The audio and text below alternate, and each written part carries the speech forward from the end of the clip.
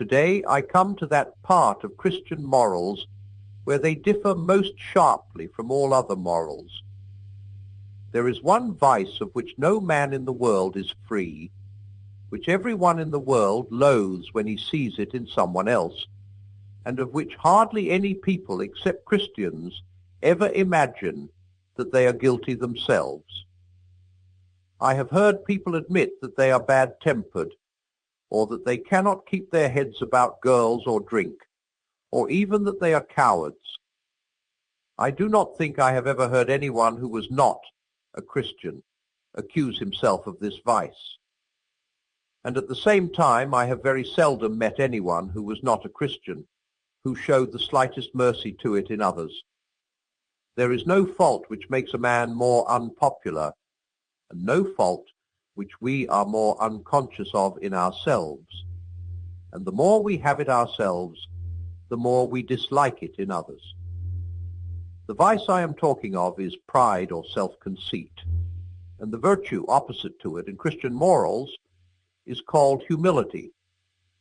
You may remember when I was talking about sexual morality, I warned you that the center of Christian morals did not lie there. Well, now we have come to the center. According to Christian teachers, the essential vice, the utmost evil, is pride. Unchastity, anger, greed, drunkenness, and all that are mere flea bites in comparison. It was through pride that the devil became the devil. Pride leads to every other vice. It is the complete anti-God state of mind. Does this seem to you exaggerated? If so, think it over. I pointed out a moment ago that the more pride one had, the more one disliked pride in others. In fact, if you want to find out how proud you are, the easiest way is to ask yourself, how much do I dislike it when other people snub me, or refuse to take any notice of me, or shove their oar in, or patronize me, or show off? The point is that each person's pride is in competition with everyone else's pride. It is because I wanted to be the big noise at the party that I am so annoyed at someone else being the big noise. Two of a trade never agree. Now, what you want to get clear is that pride is essentially competitive, is competitive by its very nature, while the other vices are competitive only. So to speak, by accident, pride gets no pleasure out of having something, only out of having more of it than the next man. We say that people are proud of being rich or clever or good-looking, but they are not. They are proud of being richer or cleverer or better-looking than others. If everyone else became equally rich or clever or good-looking, there would be nothing to be proud about.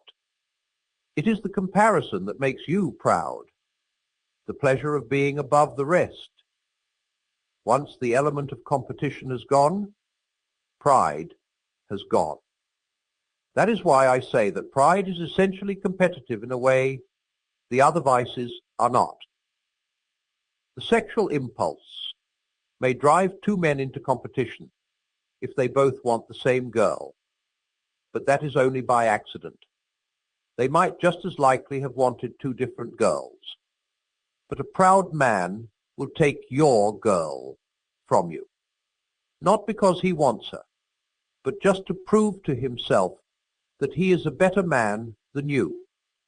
Greed may drive men into competition if there is not enough to go round, but the proud man, even when he has got more than he can possibly want, will try to get still more just to assert his power.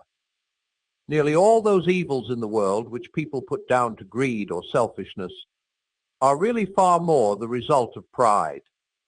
Take it with money. Greed will certainly make a man want money for the sake of a better house, better holidays, better things to eat and drink, but only up to a point. What is it, Dial, makes a man with 10,000 a year anxious to get 20,000 a year? It is not the greed for more pleasure. 10,000 will give all the luxuries that any man can really enjoy. It is pride. the wish to be richer than some other rich man, and still more, the wish for power. For of course power is what pride really enjoys.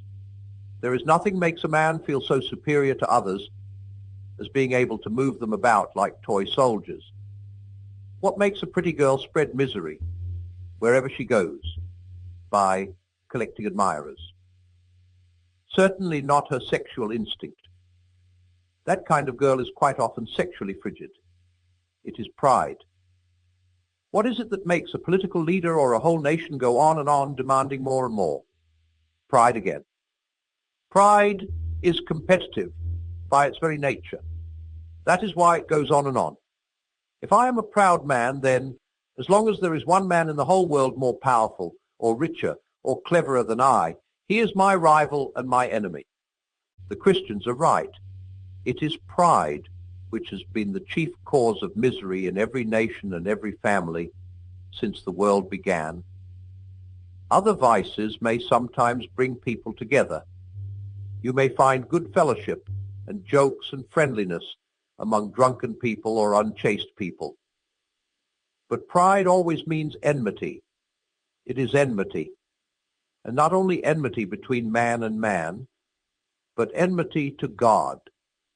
In God you come up against something which is in every respect immeasurably superior to yourself. Unless you know God as that, and therefore know yourself as nothing in comparison, you do not know God at all. As long as you are proud, you cannot know God. A proud man is always looking down on things and people. And of course, as long as you are looking down, you cannot see something that is above you. That raises a terrible question. How is it that people who are quite obviously eaten up with pride can say they believe in God and appear to themselves very religious? I am afraid it means they are worshiping an imaginary God. They theoretically admit themselves to be nothing in the presence of this phantom God, but are really all the time imagining how he approves of them and thinks them far better than ordinary people. That is, they pay a penny worth of imaginary humility to him and get out of it a pound's worth of pride towards their fellow men. I suppose it was of those people Christ was thinking when he said that some would preach about him and cast out devils in his name, only to be told at the end of the world that he had never known them. And any of us may at any moment be in this death trap. Luckily, we have a test. Whenever we find that our religious life is making us feel that we are good, above all, that we are better than someone else, I think we may be sure that we are being acted on, not by God, but by the devil. The real test of being in the presence of God is that you either forget about yourself altogether or see yourself as a small, dirty object. It is better to forget about yourself altogether. It is a terrible thing that the worst of all the vices can smuggle itself into the very center of our religious life. But you can see why. The other and less bad vices come from the devil working on us through our animal nature. But this does not come through our animal nature at all. It comes direct from hell. It is purely spiritual.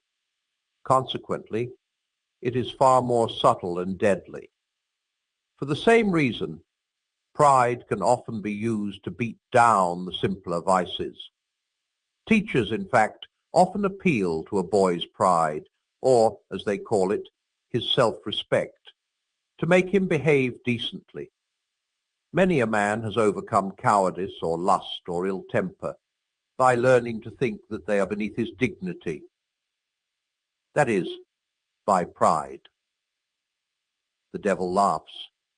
He is perfectly content to see you becoming chaste and brave and self-controlled, provided all the time he is setting up in you the dictatorship of pride, just as he would be quite content to see your chilblains cured if he was allowed in return to give you cancer.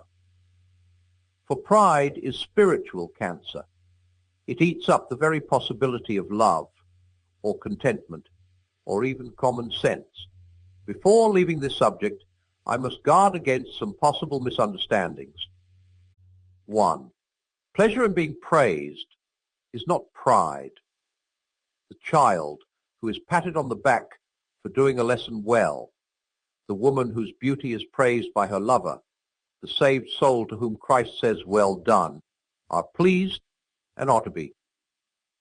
For here the pleasure lies not in what you are, but in the fact that you have pleased someone you wanted, and rightly wanted to please.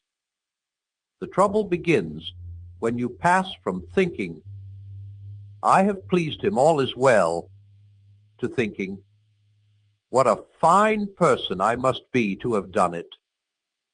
The more you delight in yourself, and the less you delight in the praise, the worse you are becoming. When you delight wholly in yourself and do not care about the praise at all, you have reached the bottom. That is why vanity, though it is the sort of pride which shows most on the surface, is really the least bad and most pardonable sort. The vain person wants praise, applause, admiration too much and is always angling for it. It is a fault, but a childlike and even, in an odd way, a humble fault.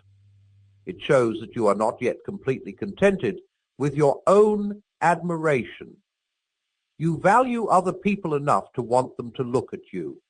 You are, in fact, still human. The real black diabolical pride comes when you look down on others so much that you do not care what they think of you.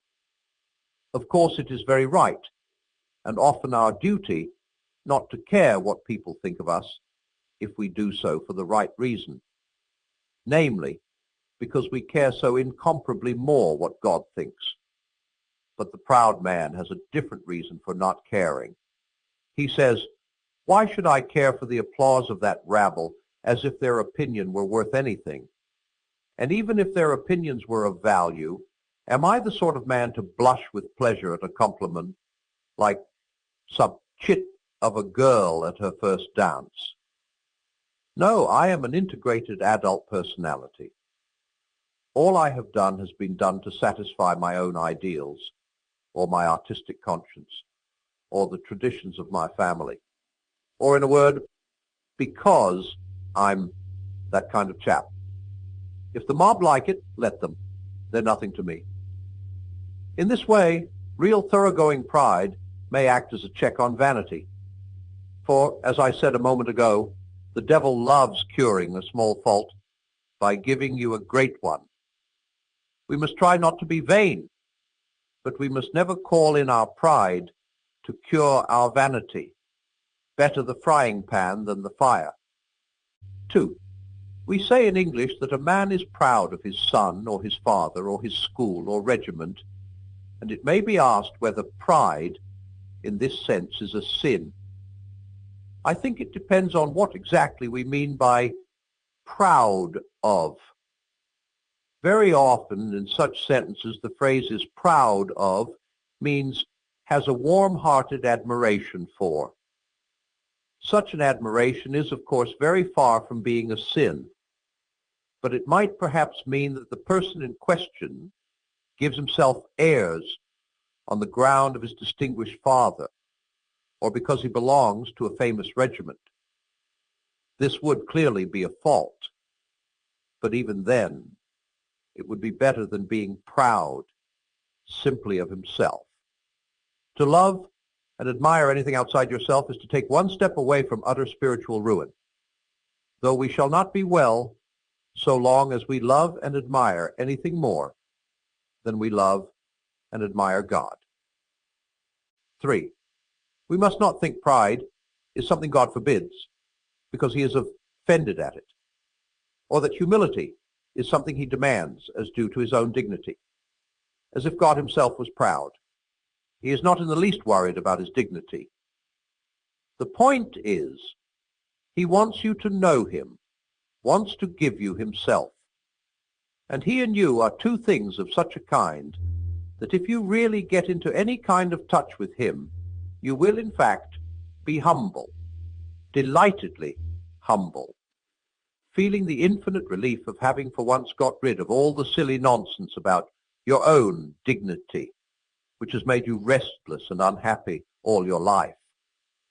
He is trying to make you humble in order to make this moment possible, trying to take off a lot of silly, ugly, fancy dress in which we have all got ourselves up and are strutting about like the little idiots we are.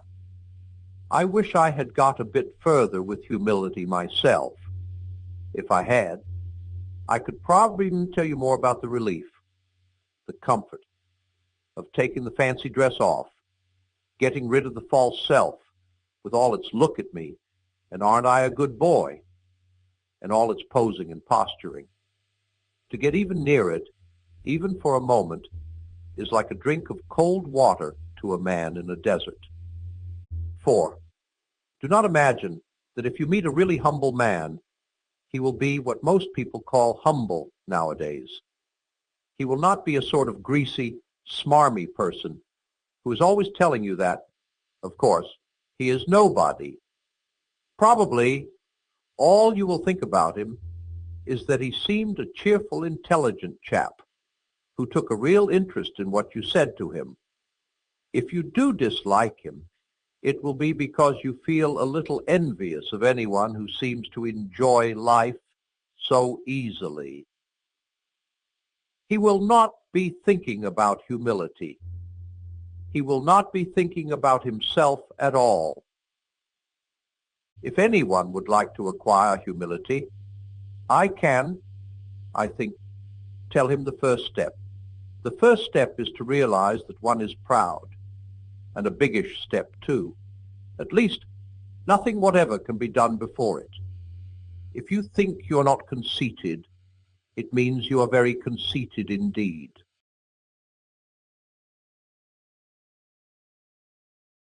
May I once again start by putting two pictures, or two stories rather, into your minds.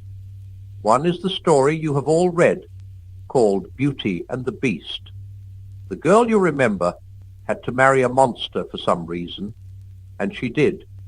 She kissed it as if it were a man. And then, much to her relief, it really turned into a man, and all went well. The other story is about someone who had to wear a mask which made him look much nicer than he really was. He had to wear it for a year, and when he took it off, he found his own face had grown to fit it. He was now really beautiful. What had begun as disguise had become a reality. I think both these stories may, in a fanciful way of course, help to illustrate what I have to say in this chapter. Up till now, I have been trying to describe facts, what God is and what he has done. Now I want to talk about practice. What do we do next? What difference does all this theology make? It can start making a difference tonight. If you are interested enough to have read thus far, you are probably interested enough to make a shot at saying your prayers. And whatever else you say, you will probably say the Lord's Prayer. Its very first words are, Our Father. Do you now see what those words mean? They mean, quite frankly, that you are putting yourself in the place of a son of God. To put it bluntly, you are dressing up as Christ. If you like, you are pretending. Because, of course, the moment you realize what the words mean, you realize that you are not a son of God. You are not being like the Son of God, whose will and interests are at one with those of the Father. You are a bundle of self-centered fears, hopes, greeds, jealousies, and self-conceit, all doomed to death. So that, in a way, this dressing up as Christ is a piece of outrageous cheek. But the odd thing is that he has ordered us to do it. Why? What is the good of pretending to be what you are not? Well, even on the human level, you know, there are two kinds of pretending. There is a bad kind, where the pretense is there instead of the real thing. As when a man pretends he is going to help you instead of really helping you. But there is also a good kind, where the pretense leads up to the real thing. When you are not feeling particularly friendly, but know you ought to be, the best thing you can do, very often, is to put on a friendly manner and behave as if you were a nicer person than you actually are. And in a few minutes, as we have all noticed, you will be really feeling friendlier than you were. Very often, the only way to get equality in reality is to start behaving as if you had it already. That is why children's games are so important. They are always pretending to be grown-ups, playing soldiers, playing shop. But all the time, they are hardening their muscles and sharpening their wits, so that the pretense of being grown up helps them to grow up in earnest. Now, the moment you realize, here I am dressing up as Christ, it is extremely likely that you will see at once some way in which, at that very moment, the pretense could be made less of a pretense and more of a reality. You will find several things going on in your mind which would not be going on there if you were really a son of God. Well, stop them. Or you may realize that instead of saying your prayers, you ought to be downstairs writing a letter or helping your wife to wash up. Well, go and do it. You see what is happening. The Christ himself, the Son of God, who is man just like you and God just like his Father, is actually at your side and is already at that moment beginning to turn your pretense into a reality. This is not merely a fancy way of saying that your conscience is telling you what to do. If you simply ask your conscience, you get one result. If you remember that you are dressing up as Christ, you get a different one. There are lots of things which your conscience might not call definitely wrong, especially things in your mind, but which you will see at once you cannot go on doing if you are seriously trying to be like Christ. For you're no longer thinking simply about right and wrong. You're trying to catch the good infection from a person. It is more like painting a portrait than like obeying a set of rules. And the odd thing is that while in one way it is much harder than keeping rules, in another way it is far easier. The real Son of God is at your side. He is beginning to turn you into the same kind of thing as himself. He is beginning, so to speak, to inject his kind of life and thought, his Zoe, into you, beginning to turn the tin soldier into a live man.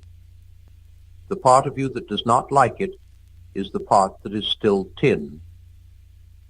Some of you may feel that this is very unlike your own experience. You may say, I've never had the sense of being helped by an invisible Christ, but I often have been helped by other human beings. That is rather like the woman in the first war, who said that if there were a bread shortage, it would not bother her house, because they always ate toast. If there is no bread, there will be no toast. If there were no help from Christ, there would be no help from other human beings.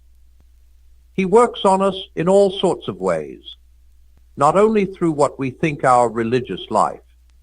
He works through nature, through our own bodies, through books, sometimes through experiences which seem, at the time, anti-Christian.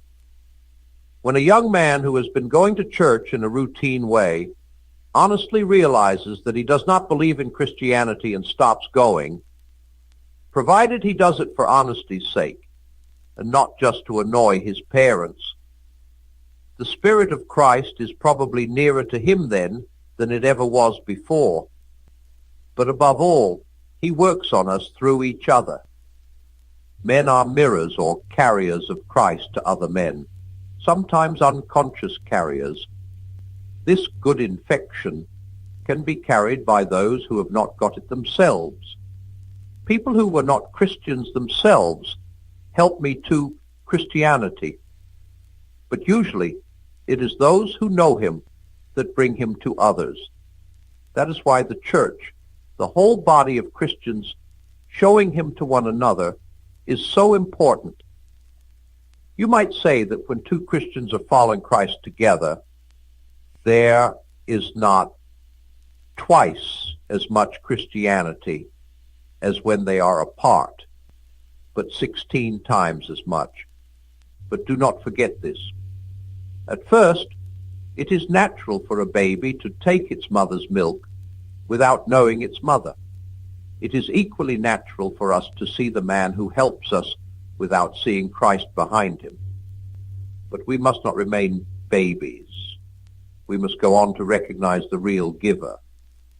It is madness not to, because if we do not, we shall be relying on human beings, and that is going to let us down. The best of them will make mistakes. All of them will die. We must be thankful to all the people who have helped us. We must honor them and love them. But never, never pin your whole faith on any human being. Not if he is the best and wisest in the whole world. There are lots of nice things you can do with sand. But do not try building a house on it. And now we begin to see what it is that the New Testament is always talking about. It talks about Christians being born again. It talks about them putting on Christ, about Christ being formed in us, about our coming to have the mind of Christ.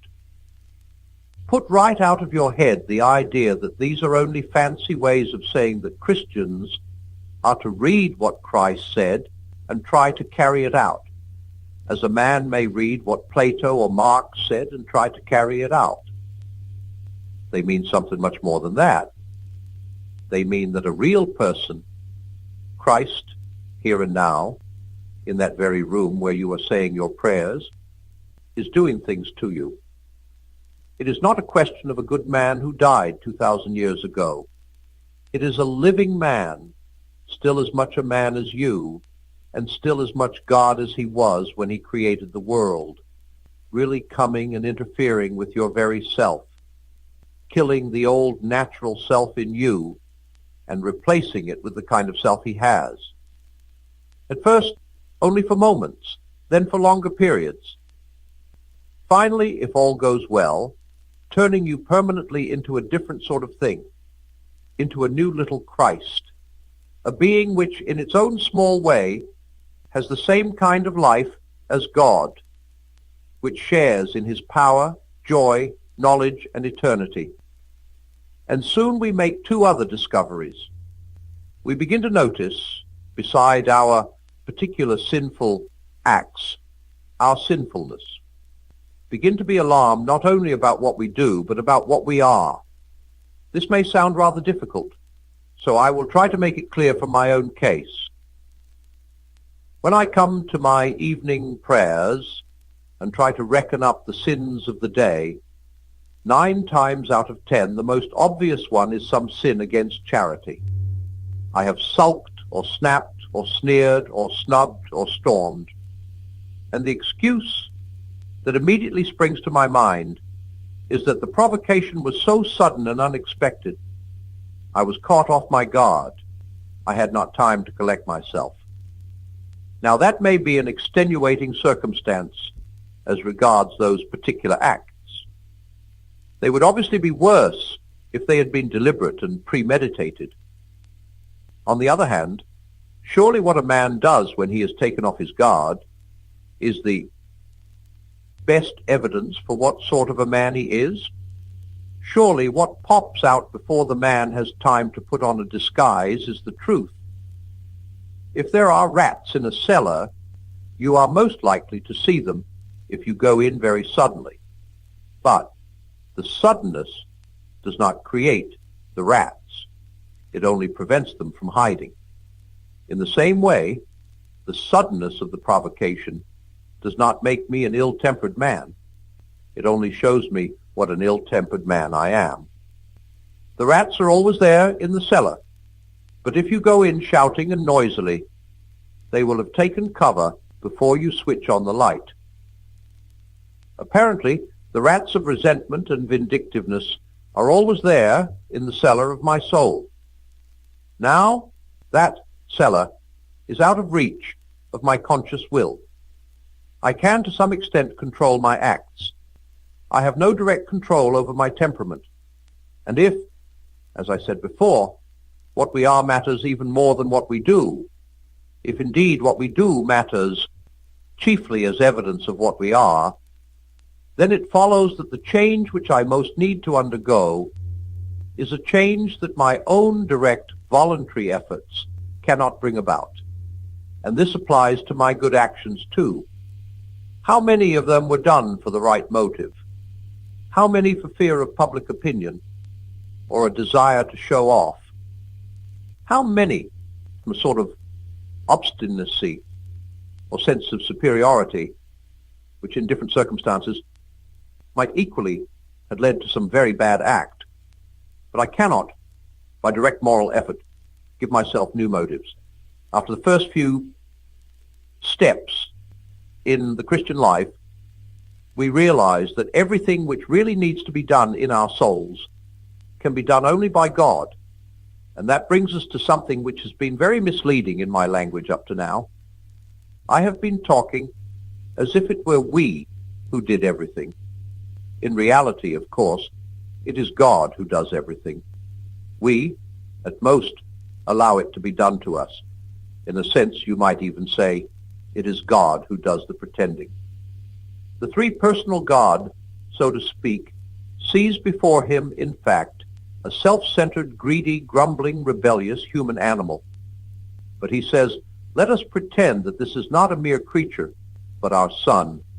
It is like Christ, insofar as it is a man, for he became man. Let us pretend that it is also like him in spirit. Let us treat it as if it were what in fact it is not. Let us pretend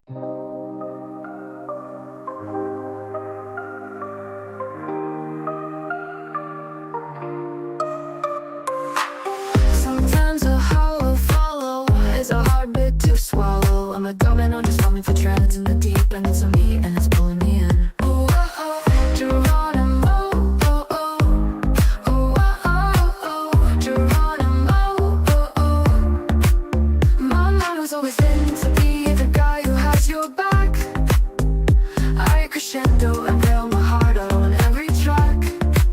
I need bravos and things, and we need you, we want you here. I worry every single night that this dreamland will disappear. I need you here. Oh,